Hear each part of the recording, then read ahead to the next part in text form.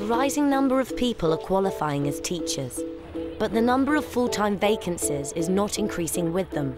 Competition is getting tougher. The bottom line is this: if you don't interview well, you won't get the job, period. But how to interview well? 5 trainee teachers show how it should be done and how it shouldn't, as they compete to see who will best impress in the interview room.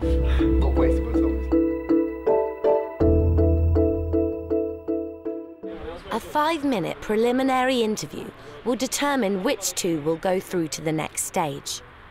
Of the 3 remaining, 1 will be coached to see how much they can improve. I think to come across with enthusiasm for your subject and for making a difference to children's lives is very important. And to try and show something of your personality. After all, when we look back at our own school days and the teachers that impressed us most, I think, or helped us most, usually they were people that we could identify with in some way, that we felt some warmth for that person. They gave us something of themselves. So to be saying something that gives us something of you. Alex, thank you very much indeed for your application. Good to see you here. In order to best compare performances, the interviewees will be assessed purely on their knowledge of educational theory and personal qualities as teachers. From when I was at school, I didn't necessarily have the easiest of childhood experiences. The school I was at, I was bullied quite ferociously, and that's obviously led to me having a very keen eye when walking around the school. You're going straight into it. OK. I've worked on and off with kids for about 5 years now. I do a lot of work in the States at summer camps and mentoring with kids, and I just love it. What personal qualities do you think you've got which are necessary to make you a successful teacher? I'm confident. I think that's one of the key things. Confidence is very important. Obviously, having to stand up in front of the classroom, the essential skill. Why should I appoint you? Why should you appoint me? I feel I've... Sorry, it's a horrible question, these ones, aren't they? Why me? I feel I've got the enthusiasm and I've got the patience with children. I feel I don't get too angry with them too quickly. I feel I have a good passion and enthusiasm for my subject, and I wish to take that over to the children of today's society and get them passionate about PE the same as I am. We've seen the 5 candidates this morning. I think if we run through very quickly them in the order that we saw them. Yeah. OK. So Alex was the first guy up. Yeah. I thought he was incredibly honest when he was talking about the bullying issue. Ferociously. Bullied ferociously. And I thought, wow, this is just so refreshing that someone's got the confidence to be able to say this. Yeah. Peter Harvey, this is the fellow who'd done a lot in Camp America. Clearly, that's telling me that this chap really has a real feeling for young people. Third one was Craig. Yeah. Some of his answers were perfectly sound in terms of the answers that he gave, but bluntly, he didn't light my fire. And then we went on to Stephen. Yeah. Now, this could just be nerves, but when you said, I don't get too angry too quickly, I felt he was anticipating behavioural problems in the classroom, problems with discipline, but that was not a good answer in a job interview. And finally, Michael Pulford, who had a lovely smile throughout the whole of the interview, this lovely smile, talked immediately about a passion. So, which 3 go through to final interview? And of those, who will be coached before they go? From my view, I think certainly Alex should go through to tomorrow, along with Michael. Stephen, I do think, has got so much to him, but I'm not sure we saw it. And maybe, you know, working with him tomorrow, you could see something else. Game, set and match. Stephen Jones to be coached by you between now and tomorrow. Stephen Jones has taken a risk by giving up a lucrative job in the city and is finding that learning to teach is more than just hitting it off with children. When you're in the classroom, how comfortable on a scale of 0 to 10 do you feel? About 9.5, probably. Really? That's fantastic. Yeah. Yeah. So, on a scale of 0 to 10, how comfortable do you feel in the interview situation? Prior to coming to the room, probably about 8 or 9, and as soon as I'm in the room, about 3 or 4. Right, and what happens to cause that dip there? I really don't know. I don't know, something psychological there, probably. OK. When we suddenly get a change in mood like that, what has caused it is actually some sort of inner commentary. It's our thought processes. OK. OK. So usually we're telling ourselves something at that point. What do you think you're telling yourself in that moment? I might say something which is wrong. Yeah. Or I might look thick, stupid, whatever. Yeah. Because these inner commentaries can be really detrimental. It comes back to the ignorance, doesn't it? Yeah. Because I might not be stupid, but I don't know possibly enough of what I need to know for the job I'm going for, possibly. Well, now that is actually coming across as the major thing here to me, rather than the psychological block, because your anxiety principally, I think, is about amassing this information, being able to regurgitate That's probably, yes. and to find the time to do justice to yourself. Is there something that you can come up with here that is going to enable you to feel, yeah, I've got that? As you say, is to not just look at the bit of paper we've been given, but to sort of assess it, to look at it, pull out bits from it, and even make up your own words, which a lot of the time is the hard part. When you've written your little concise and effective definitions... how about trying to deliver them to yourself in the mirror, looking at yourself, with a relaxed demeanour and looking straight in your eye? How would that feel? I could try that. If you could explain it to somebody who knew nothing about it, absolutely. And do you think that would reinforce it for you? It probably would. So, do you think that could apply by talking to Michelle about it and explaining it, so that, you know, you have to explain it? I'm confident that would be helpful, yes. Right. Lack of preparation may reflect Stephen's easygoing nature, but perhaps is not the best approach for interviews. He's a very relaxed person generally, but I think in some ways he doesn't always take things perhaps as seriously as he should.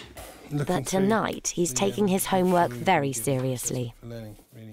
Assessment for Learning is a tool which, well, it's a process of assessment so that we can teach the children, give them the individual children the targets. That's where Assessment for Learning will help. And it was really, really hard to do. Right, tell me all about Assessment for Learning.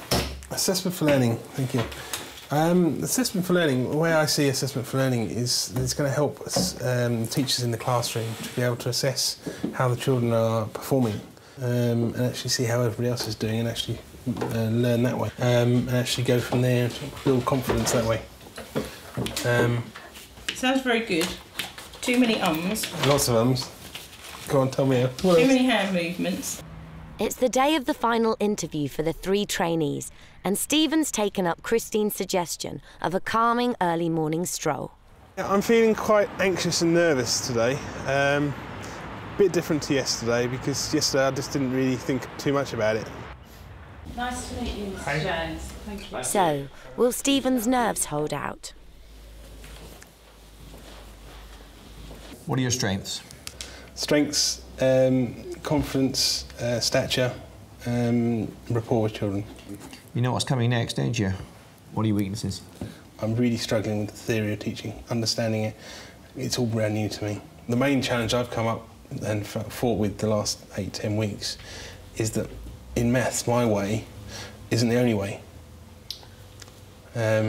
Somebody else might do it a better way. How would you assess a student's performance in your subject? What sort of criteria would you use? You've got assessment of learning. You've got the assessment of learning where you're constantly assessing how children are learning in the classroom, and you then evaluate the lesson at the end, or during the lesson sometimes. What are your impressions of the school? It's on first impressions, the school is really big. But yeah, it's actually quite sort of impressive school, really good, nice front building. Thank you. And this is the competition Stephen's up against. Any teacher can become an excellent teacher. To what extent would you agree with that? Initially, my initial thought is potentially not any teacher can become an excellent teacher. I think there are certain qualities of a teacher that I don't think you can learn.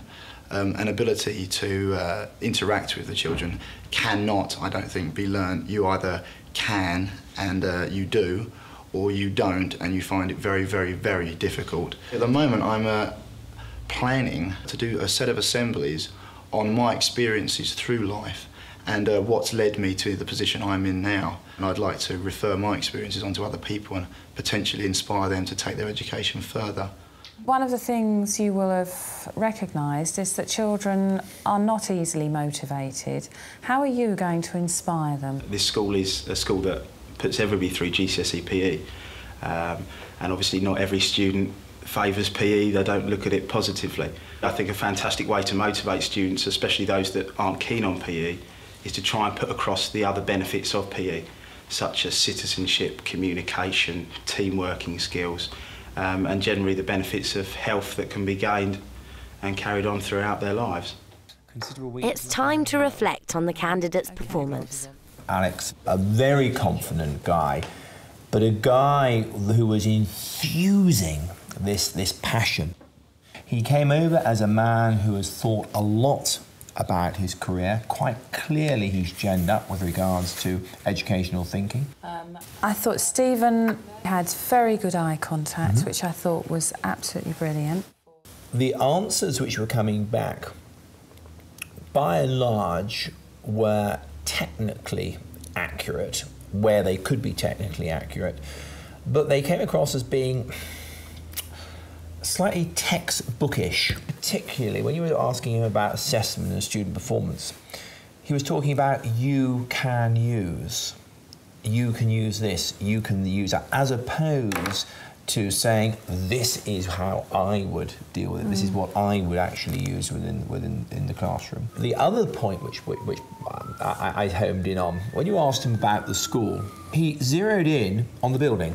Yes. It was all about the building, Yes. the big building, but nothing about the student. One of the crucial things for me was Stephen saying, my way isn't the only way, and this for me was a huge positive because I think he now has recognised that there are other ways to do it, and he is almost learning from the students.